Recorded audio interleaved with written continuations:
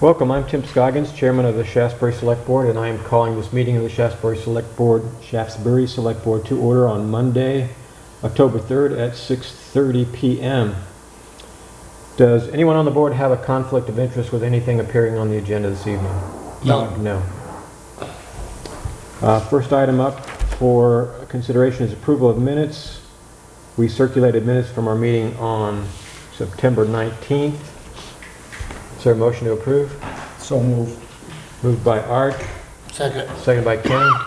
Any additions or corrections to the minutes? No. I read through it, couldn't find anything. Look good to me too. All in favor of approving the minutes from 9/19 as circulated, say aye. Aye. Aye. The minutes from 9/19 are approved 3-0. Warrants.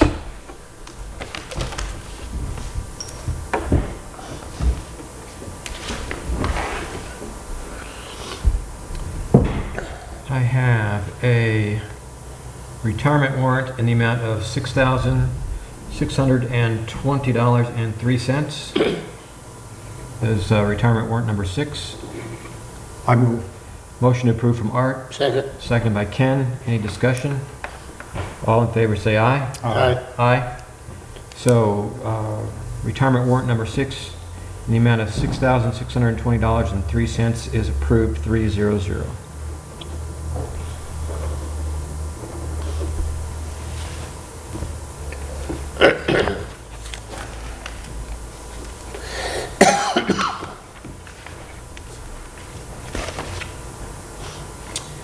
And I have payroll warrant number 6 in the amount of $17,977.78.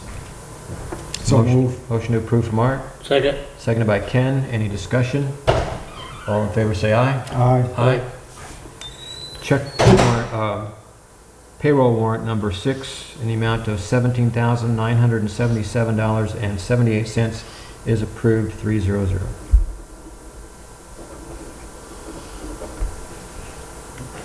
Are we recording this on voice, or is he going to use the video for the minutes? I don't have a separate recorder, so he'll have to use the Cat TV recording. Yep.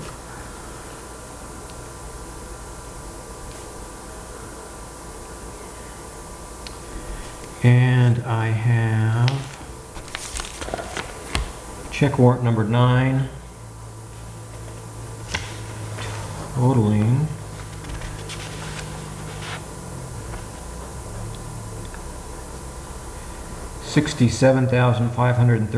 $67,530.73. So moved. Motion to approve from Art, Second. seconded by Ken.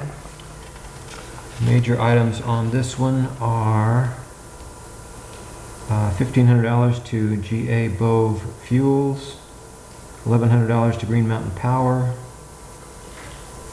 $1,900 to Sycamore Landscaping for cemetery mowing, $6,500 to TAM for July, transfer station services, $6,600 from TAM for August. There's 2 months in there. Yeah, there are 2 months here. I'm not sure why. And then for dailies, we have one for $22,000, one for $5,900, $7,000, $9,400, That must be gravel. Gravel and chloride. gravel and chloride for the various Oh, we get chloride out of that? Yes. projects we've been running. They park a tanker there, and Yeah, I see a tanker down there. that's where it comes from.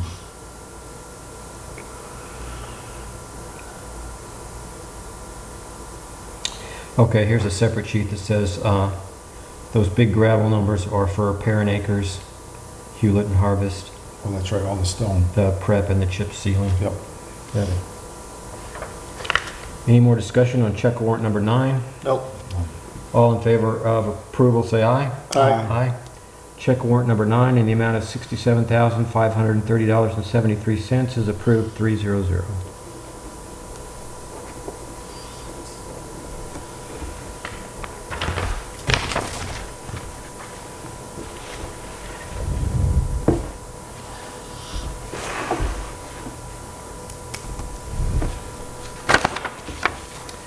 Okay, now that we got through that, I can mention for the people at home, since we have, I assume, no public comments unless there's public hiding behind the wall over there, that we have no public comments. Are there any announcements that anyone has? I will just announce that we're running a skeleton crew here tonight on the select board. Our town administrator is out of town. Our treasurer has a cold, and our road foreman called just a little bit ago and said his wife was feeling poorly and he was taking her to the doctor. One of our selectmen warned us a week ago that he would not be able to attend, Tony, and then Mitch has said he's trying to make the world safe for his software until November. And so he didn't come tonight either. So, but we will soldier on, just the three of us. By way of treasurer's report, the treasurer did send me her report, and I did speak to her today, and then quickly ran away before she could cough on me. She said tax receipts are coming in, expenses are where they expect them.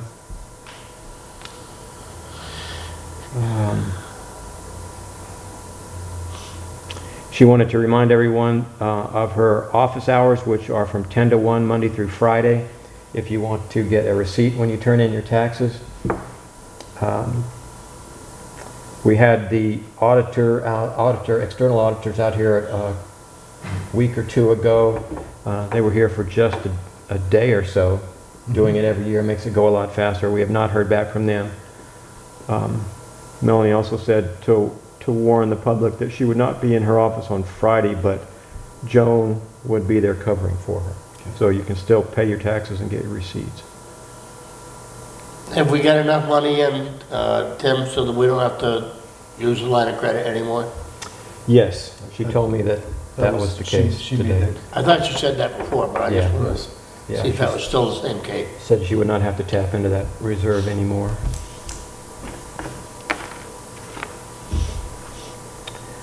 Okay, as far as the road foreman's report, the next item on the agenda, like I said, Steve called in just before the meeting, very apologetic, but he couldn't make it. And as far as direct updates, I have not spoken to him directly. I hadn't talked to Dave since last week, but they're back to doing routine maintenance and grading on the roads. I've seen them. Do you know if they got that tandem body painted or sandblasted painted? Not yet? Kaiser is the one I had in mind, and he called Kaiser and they are not doing it anymore. So we're still looking for a sandblasting thing, so if you know somebody. There was a sign down in Pittstown, New York. I'll check it next time I go by. Yep. Okay. All right, then we will move on to item 9 on the agenda, which is the bi-weekly PFOA update at the landfill. Since our last meeting, we got the results of the monitoring wells at the landfill that the state orders to do further checking on after the residential wells around the landfill came in below standard, as we'd hoped. The monitoring wells at the landfill came in below standards. And I did have a map here I can bring up if you don't need to, but if you remember, we've got the wells along the southeast side that are the main monitoring wells that monitor the flow of shallow groundwater. They tested 3 of those, 7, 8, 9, and then they also tested 11, which is on the northwest side of the landfill, I guess just to see if maybe things are not flowing the way they wanted. They all tested below standard. The highest one was well number 8, which tested at 17 parts per trillion, which is the same well that they tested back in July or August, whenever it was, when they first got us all stirred up about PFOA, when it tested once at 25 and once at 22. Now it's at 17. Now it's at 17. Okay. So, as far as I'm concerned, we don't have a PFOA problem at the landfill. That one well was just having a bad day. The well was having a bad day. That's right. And we hope it stays that way. They probably collected the sample in a Teflon pan Right. that day. We probably ought to mention what we talked about it when we met with the selectmen, or with the representatives. Yes, that's the next item on there. Okay. Last Friday, or when was it, Thursday, we met? It was Wednesday. Wednesday. Last Wednesday, we met with Alice Miller. Who else was there? Dick Sears, Dick Sears, Brian Brian Campion. Campion, and two people from the state. Yeah, Alyssa Shuren, Shuren. who's the director of DEC, and her deputy, Chuck Schwartz. Schwartz. And we basically asked them why there couldn't be a differentiation between party of what we called responsible party. Yeah, they call it a PERP, probable responsible party. Probable responsible party. I can understand that if you are talking about DuPont or Saint-Gobain, who either created or used this product and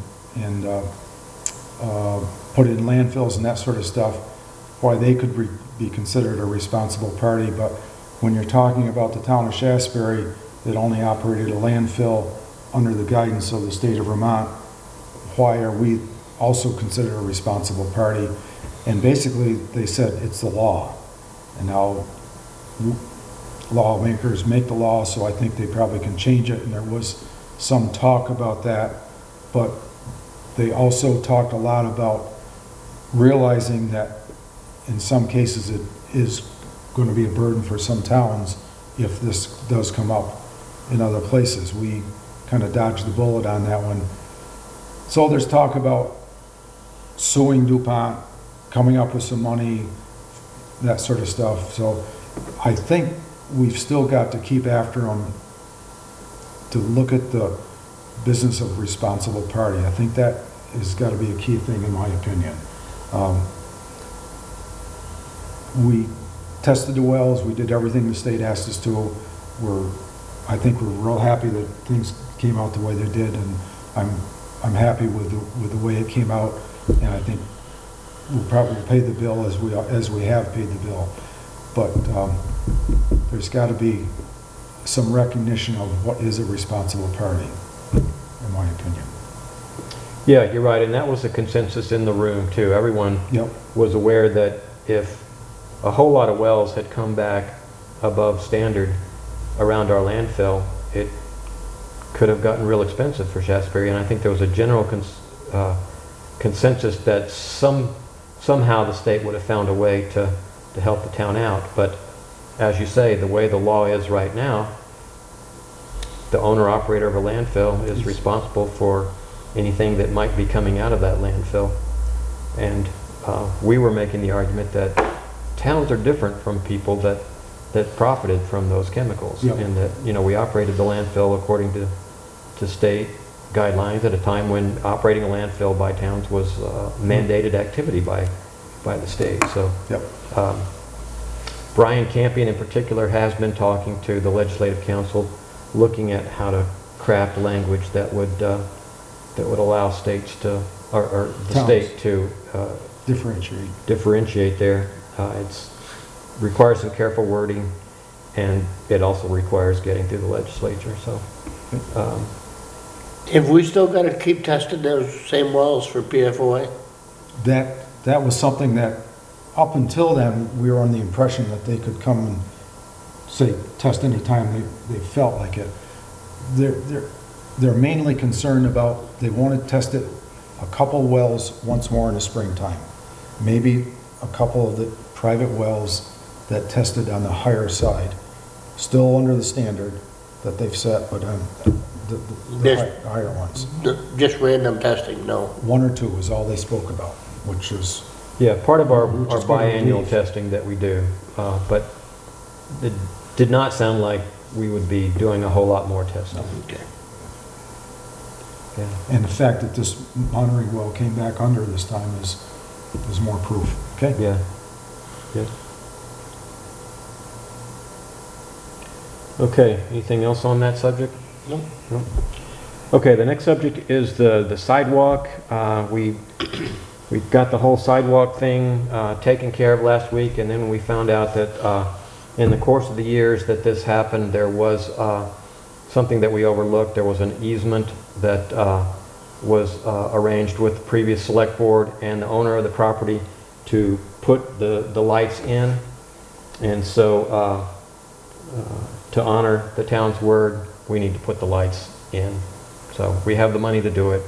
So I think it's just a simple matter. Dave has written up a change order, and I think he had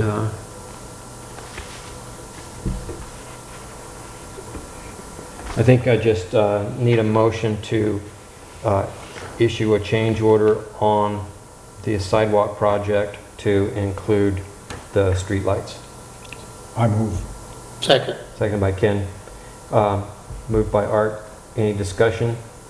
I thought it would require a whole new contract, but they say no, it just requires a change order to, Right. to the original contract. Right.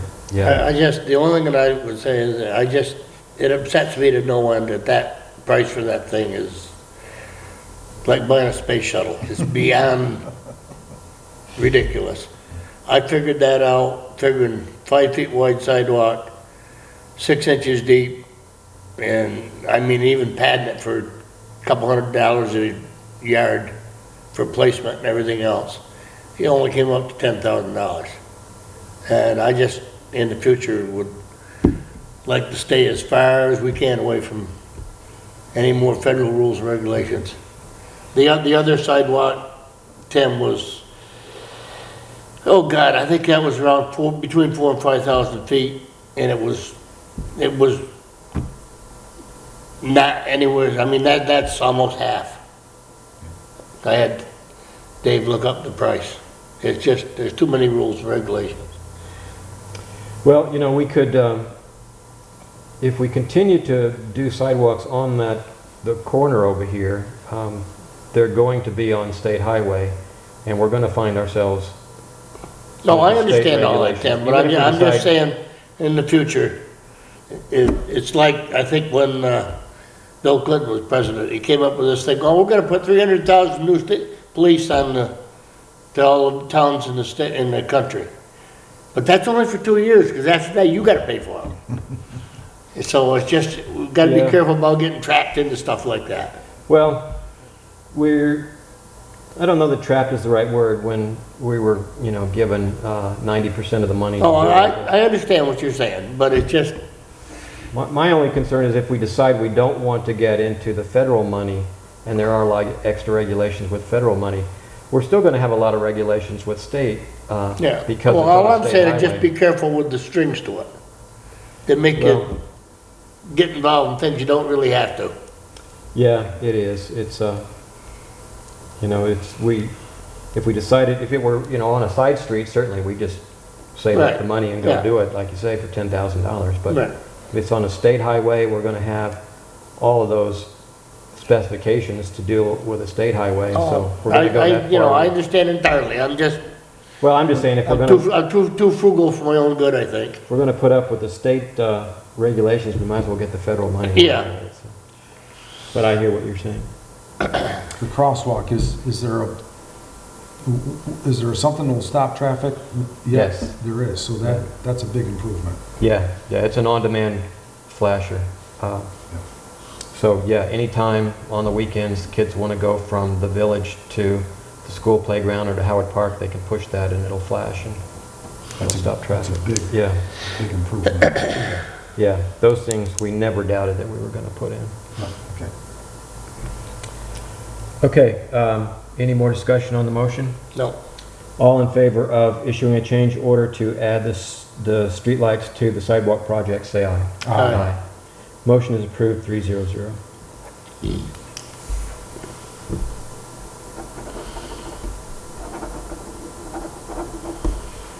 Okay. You just have to sign that one. Yeah, it just has one line Okay. for municipality. Good enough. Okay, Number 9, citizen petition to raise speed limit on VT Route 7. This one kind of slipped through the cracks. We had a gentleman, Mr. Keene, who showed up here several months back, who lives in Dorset, apparently drives to Bennington every day, wanted to petition the state to raise the speed limit on the new Highway 7 to 65 miles an hour from 55 miles an hour. Yeah, We told them we would take it under consideration when we had a full board. We still don't have a full board. We still don't have a full board, but I would say let's discuss it. Maybe not take any action tonight, but let the other gentleman on the other selectmen know what our discussion was. But I wanted to not ignore Mr. Keene yet again, because I feel bad that it did not make it onto our action items. Opinions about raising the speed limit on Highway 7. I don't think he's gonna have much luck. I think this is all set by federal standards. Certain class road, it's not a median, does not have a median in it, so, but, I don't, myself, wouldn't personally have any opposition to it. I'm trying to think where I've seen a 65-mile-an-hour speed limit on a road like that in Vermont. I know there is one, because I was on it just a while ago, but, without a median? yeah. Oh, well, wait a minute, let me think on that one. Yeah, the only roads I know in Vermont with 65 are the interstates. I can't remember. Honestly, I know it was a 65-mile-an-hour speed limit, but I'm not, Even from Wallingford to Rutland is 55, and that's got a median too. I think you're right. I think it did have a median in it.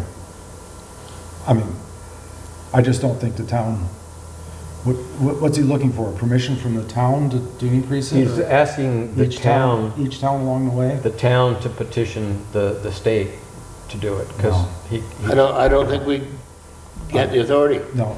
It's well, not. if all the towns along the way petition to do it, the state might do it. But like you, I'm disinclined to do it. I think 55 is fine. Everybody already is going 65 on there. I go Yeah. 60 and they blow my doors off all the time. So I think the speed limit is fine where it is. Okay, well, we'll just note that, and the next time we have the other two selectmen here, we'll bring it up again. I'll put it in an action item so we don't drop it again.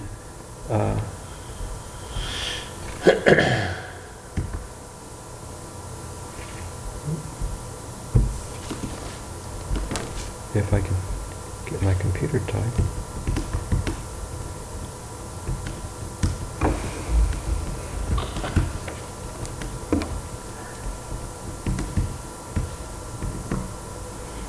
Okay.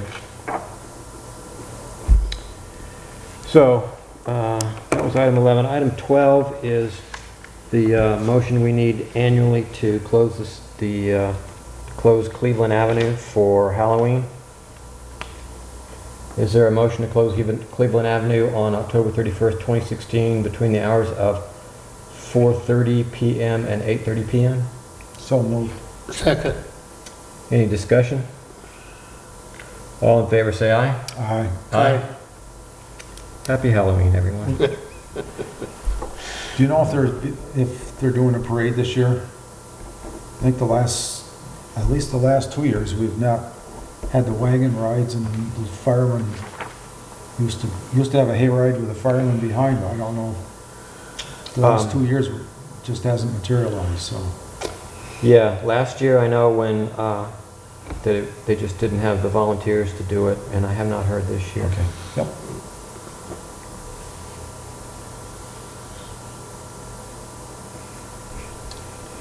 Okay, looks like we're going for a record here tonight in terms of the world's fastest meeting. Maybe we any cut other- it back to 3 selectmen. Is there any other business? I think the public should hear about our discussion with Bailey on the office building. Yes. The town of Shaftsbury has indicated a interest in purchasing the Daily building. The owner of Daily, Mr. Peckham, has indicated that he's willing to sell. We have gone through, kind of created a checklist of things that would have to be changed or improved. The biggest item on the list is a vault, and we've actually hired an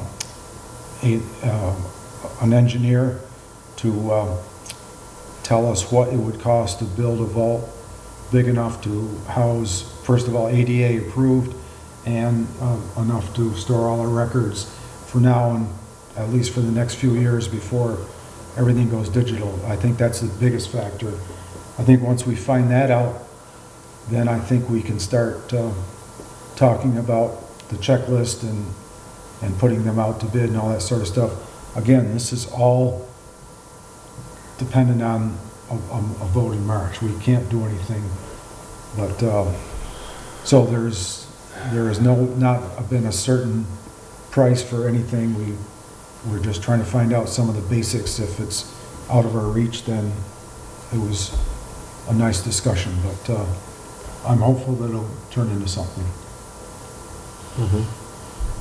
Yeah, just to remind people at home that we had planned this year and the next several years to do some significant improvements to Cole Hall, which is crumbling. It needs work inside, it needs work outside. The boiler's getting near end of life.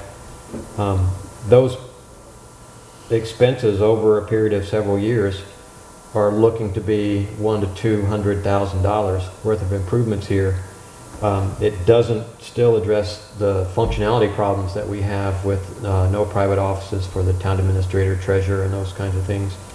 Add to that, David has looked at it, $100,000 if you want to add an addition onto this building to try and create more office space so that we could have those private offices. And that's just a temporary space. That's not permanent. I mean, they're just buildings that are brought in and set on a... Well, it would be an addition, but it would be like a pimple stuck on this stone building. It would not be attractive. And so we're up to $300,000 on this building. And Dailies, while we were looking at that, Dailies came to you again and said, wouldn't you guys be interested in this building? What we would spend on this building would be a large fraction of what it would take to buy the Daily building, which would be so much better for our needs, would satisfy us well into the future, would be a much nicer place for the office staff and for the public to go to. Again, there would be private offices so that people could discuss their private business with the town without being in earshot of everyone else. There's enough room on the top floor alone for all of that, and still leaves the cellar or the below ground floor for a lot of other stuff, maybe even rent into people. So right, and we think there's a serious chance that we could conceivably, if everything falls into place, build the garage and buy the Daily building for what we're currently saving for the $1.5 million garage that we started saving for that when that vote first went down. With that, those two buildings together are probably going to be less than $1.5 million. So Well, you got to remember, we got sinking funds for all the equipment now too, that we didn't have before. that's right. That's right. And we've got another big chunk of payments coming off this year and for equipment that we had to buy back in 2008. So there's pressure coming off the budget at the same time. So we're continuing those discussions with Daily and are hopeful that that we'll be able to move forward on that.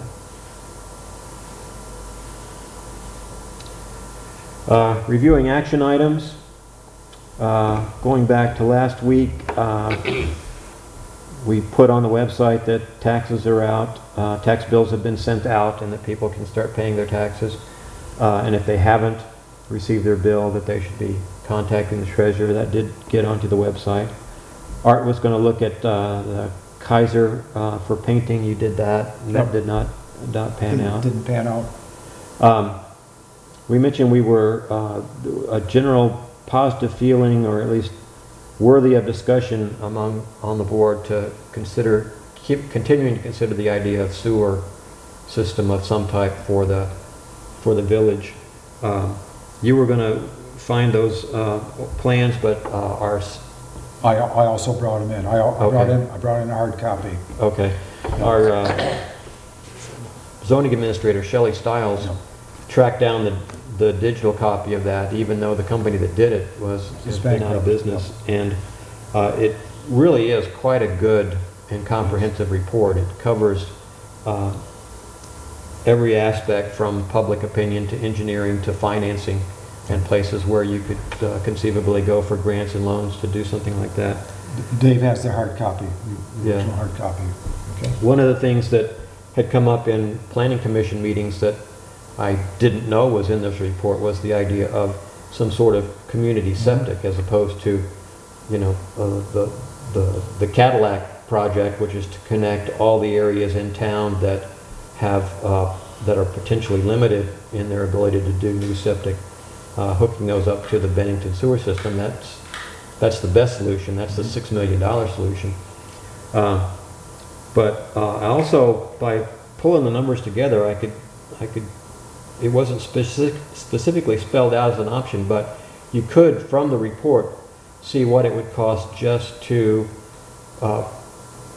do a community septic, find a place to put a big septic system to hook up the places right along 7A where we would like to see commercial development. And according to that report and the 2006 numbers, that's on the order of $800,000. So less than $1 million to do just a very focused septic that would allow for some commercial development along 7A. So that's another thing to consider. What is that, just a huge septic system? Yes. Yep. Where the heck is there room for that? Well, They suggested the schoolyard or this property right here, once the garage is gone. Boy, I don't know. That's a lot. I'd have to see that one. Okay.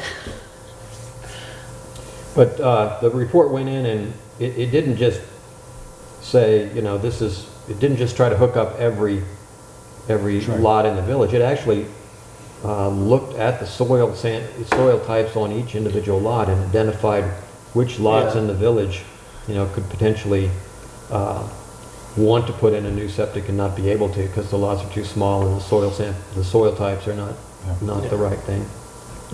Well, as far as I know, any lot in this village has got really good drainage, but when you go to small lots, long usage, they're gonna, you know, they'll run out that way. Not because the soil's bad, but it's like being born. The septic system is like being born. You got, every day you got one less. They just run out. Yeah. maybe Well, you two. know, one of the things, Yeah. one of the other parameters I think was water table too, that there are places in the village where the water table they think is shallow enough that you might not be able to. Well, that's, down beyond Stanley Tools. It's just, that's the only place down there. Every place else is great. Okay. So we'll continue to study that and think about it. But it is something, like I say, that comes up all the time in the planning commission as we're rewriting our bylaws and talking about what kind of development we'd like to see in the center of town. We keep hitting this wall, you know, are they going to be able to put in a store or a restaurant or an office building and supply it with sewer? So it's something that we need to keep thinking about. So that got done. I did notarize the memorandum of understanding for the free signs and guardrails that the state wants to put in on a couple of our roads. This week I added something that I saw in the minutes that we forgot to write down last week, and we didn't get done this week because Dave's gone, and that was a warrant to allow the constables to go after people who have not paid their dog licenses. So we'll have that for the next meeting. And then, as we said, we'll talk more about the speed limit when we have more members here, but I'm sensing that we're not terribly inclined to try and fight the state to raise the speed limit on 7. Do we have any new information about real estate that would warrant an executive session? We do? Yes. Yep. Okay. In that case, I will entertain a motion at this time that we go into executive session to discuss real estate, in particular the Daily Building. Okay. So moved by Art, Second. seconded by Ken. All in favor, say aye. Aye. Aye.